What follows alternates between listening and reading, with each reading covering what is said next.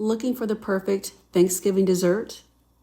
This vintage Weight Watchers pumpkin spice cake is so moist and delicious, no one will ever guess it's low fat, unless you spill the secret.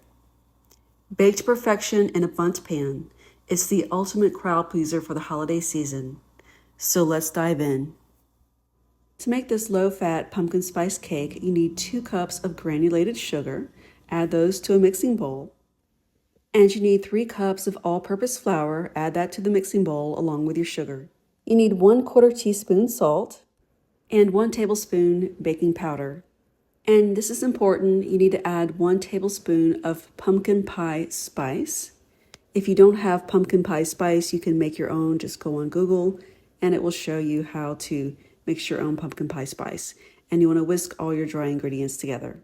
You need 4 eggs for this recipe. And you're also going to need 1/2 cup of either fat-free milk or low-fat milk. I don't like skim milk, so I bought low-fat milk instead. That's what I'm using. I'm using 2%, which is my preference.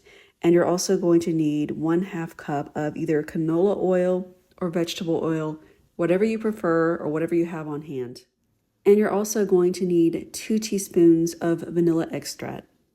And now it's time to add my pumpkin puree. I'm using 1 15-ounce can, and I should have gone ahead and whisked my eggs and everything else together. I also needed to use a bigger bowl, as you can see, but it's okay, it's all good. It worked out in the end. Now I'm doing what I should have done earlier. I'm putting all of the wet ingredients into a larger bowl, and I'm whisking everything together with a hand whisk to make sure that it's all incorporated and everything is smooth. Now I'm adding all the wet ingredients to the dry ingredients. I'm going to stir everything up with a spoon, and then I'm going to use a hand mixer to mix it better. And that's what I'm doing here. As you can see, I'm using my hand mixer to make sure everything is well blended. And now I'm pouring my cake batter into a bundt pan, which I have sprayed thoroughly with cooking spray that has flour added to it. You can also use Crisco. I would advise you to just dust your pan a little bit with flour if you're using Crisco.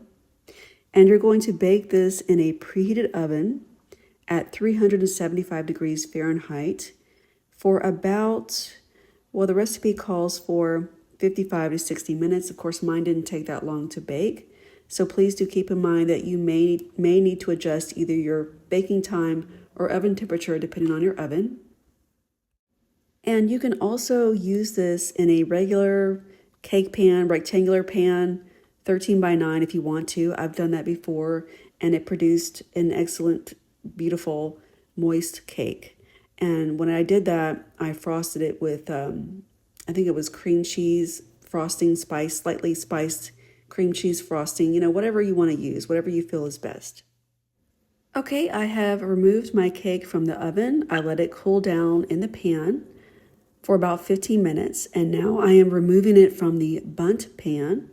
I've placed it upside down on a cooling grid. I placed parchment paper on top of the cooling grid, and now I'm trying to remove the cake from the pan carefully. I don't want to tear the cake. And just know that your cake is going to have a domed top, and what you want to do with that domed top is up to you, but I cut mine off because I want to have a neat flat cake. And that's exactly what I'm doing here. I'm using a bread knife to slice off the domed top. It has serrated edges. It's a large knife. You don't have to do this. I do it because I just want it to be neat and flat. But if you think it's a waste of perfectly good cake, you don't have to.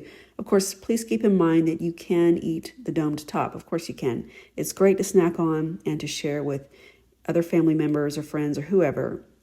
I just like the appearance of, having this sit nice and flat on a cake plate.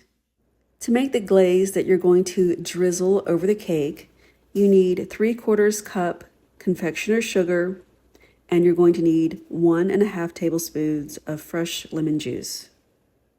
And of course, you want to stir that up to combine it very well. Okay, I've placed my cake on top of a nice cake plate, and I've placed parchment paper in strips underneath the corners of the cake, or it doesn't really have corners, but you know what I mean, around the cake. You don't want to place it all of the paper directly under the cake because you want to be able to remove those after you drizzle your frosting on top of the cake. So, you don't want all that sticky mess on your cake plate. You want to make a nice presentation. And here it is, moist, flavorful, and picture perfect. Serve this at Thanksgiving, and trust me, no one will ever guess it's a Weight Watchers recipe. Okay, guys, that's it for this video. I appreciate it if you have stuck around this long to see the whole thing through. And I do hope that you will try this recipe out for Thanksgiving or Christmas. It's absolutely delicious, and it's not hard to make at all. It's very simple. Please share your thoughts down in the comments section, and please let me know if you try out any of my recipes. I would love to hear from you. And please do consider subscribing to my TikTok channel. It really helps me out, and I plan to upload similar content in the future. You can also find me on YouTube, and please do visit my Amazon page. You can find the link in my bio. I make a lot of great recommendations for beauty products, stuff for the home, stuff for the kitchen, you name it. Thanks for watching.